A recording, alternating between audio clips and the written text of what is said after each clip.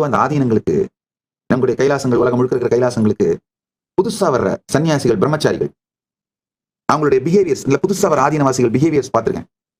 வந்த உடனே பாத்தீங்கன்னா சில பேர் அவங்களுடைய நல்ல நடுத்தர இல்ல உயர் நடுத்தர அப்பர் மிடில் கிளாஸ் ஃபேமிலில இருந்தே வந்தா கூட வீடுகள்ல அவங்க கேட்கிற மாதிரி விதமா மல்டிபிள் ஃபுட் எல்லாம் தினந்தோறும் சமைச்சு வச்சிருக்க மாட்டாங்க.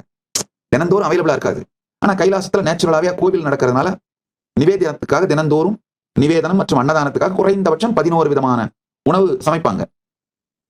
காலையில 11 விதம், மதியானம் 11 விதம், இரவு 11 விதம், விதமா சமைப்பார்கள். விதவிதமான உணவு இருக்கும்.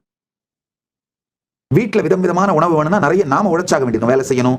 அந்த சமைக்கிறதுக்கு போர் அடிச்சுட்டே விதமான உணவுகளை சாப்பிட மாட்டோம், பணமே இருந்தா கூட.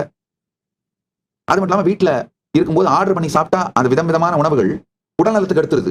ஒரு வாரத்துக்கு மேல நீங்க விதமான உணவுகள் ஆர்டர் பண்ணி சாப்பிட்டா உடம்பு தாங்காது, ஹெல்த் கொலாப்ஸ் ஆயிடும்.